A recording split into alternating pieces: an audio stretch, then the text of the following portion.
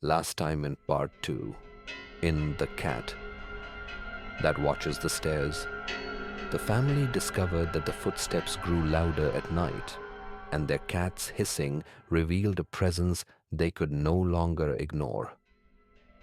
Doors rattled, whispers spread through the halls, and the darkness at the top of the stairs seemed to wait. Hungry, patient, alive. Now listen to the final episode. Daniel avoided sleep as much as he could. Coffee cups stacked on the counter, half-empty energy drinks littered the floor.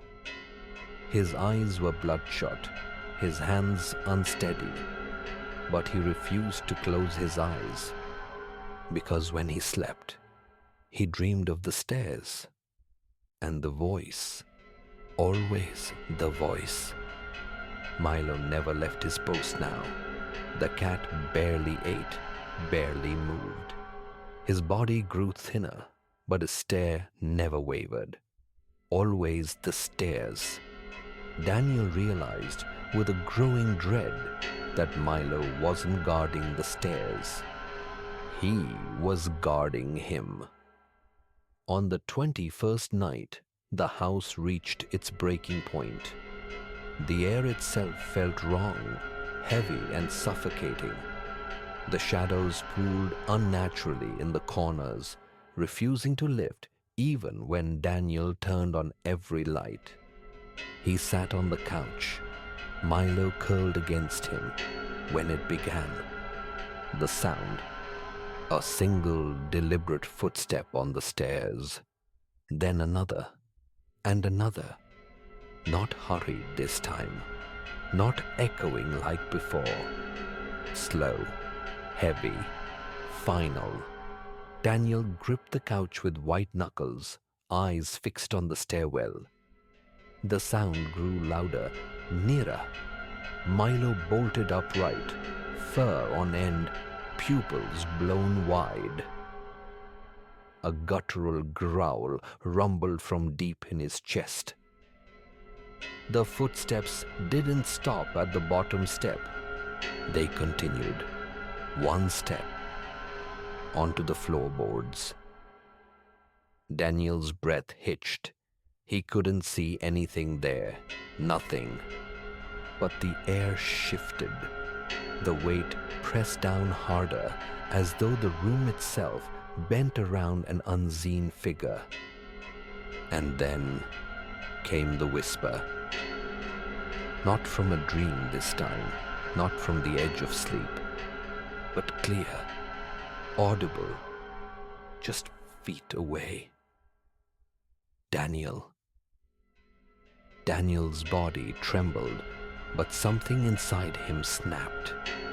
Weeks of fear, of silence, of sleepless nights, all boiled over. "What do you want from me?" he shouted into the empty air, his voice ragged, breaking. The room fell utterly still. Then, creaking, the staircase groaned, every step shifting under an unseen weight. Not upward this time, downward, toward him. Milo lunged forward, hissing, swiping at the emptiness at the base of the stairs. His claws struck only air, but Daniel swore he heard something else, like fabric tearing or skin stretching. And then, silence again. The weight lingered, pressing harder, closer. Daniel could feel it now, on his chest, in his skull. He staggered back, clutching his head. "Leave me alone!" But the whisper came again, layered now, like more than one voice speaking at once. "Come with me." Daniel froze. The words didn't echo from the stairs this time. They came from behind him. He spun around. Nothing. Just the dim light spilling from the lamp. But then Milo's yowl cut through the air, sharp and desperate. The cat launched himself at the darkness at the foot of the stairs again, clawing wildly, fur standing on end.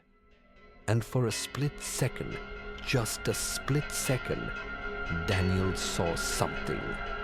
A distortion, a shimmer, like heat rising off asphalt, but colder, sharper, and inside that shimmer, shapes, a hand, a face, watching him. Daniel stumbled backward, crashing into the couch. His chest heaved, lungs fighting for air.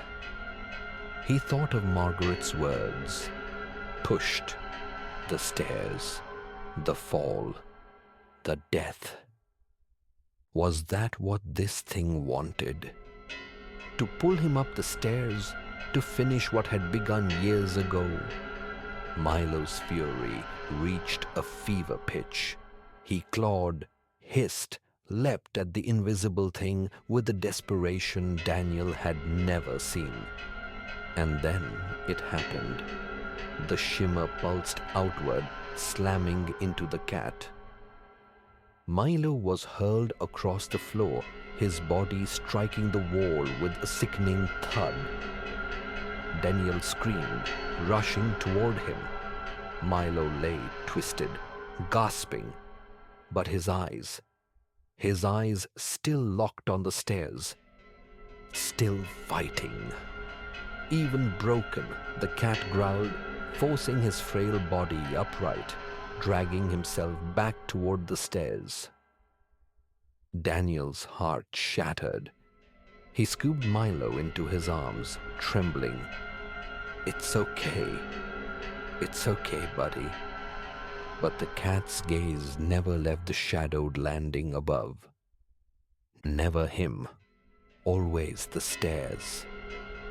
The whisper filled the room again, louder, closer, rattling the very walls. Daniel. This time it wasn't a request. It was a command. The shadows stretched, lengthening across the floor, reaching toward him. Daniel backed away, clutching Milo, every instinct screaming at him to run. But where? There was no escape. He felt it pressing in, the pull, the demand. And then he made a choice. He turned toward the stairs. Step by step, Daniel ascended. His legs felt heavy, each movement strained, as though he waded through water. The air grew colder, thicker. His breath fogged with every exhale. At the top, he paused. His body trembled. His arms tightened around Milo, who weakly stirred, still growling despite his broken frame. Daniel whispered to himself, "If you want me, here I am." The house groaned, the walls vibrating. The unseen weight pressed harder than ever, like hands on his back. And then silence. Utter silence. Morning light seeped through the curtains. The house was quiet, too quiet. The living room lay empty, the couch undisturbed. The coffee cups still stacked, the broken frame still on the floor. But Daniel was gone, and Milo was gone. The only thing left was the staircase. The wood bore fresh scratches, long deep gouges that hadn't been there before. As if something or someone had been dragged upward. And at the very top step, a faint stain, dark, crimson. To this day, no one stays in that house for long. The neighbors still hear the sounds at night. Footsteps where no one walks, whispers where no one stands. And sometimes, on quiet evenings, when the air is still and the lights flicker, a cat's hiss echoes from the stairs, as if Milo never stopped guarding, as if the watch continues.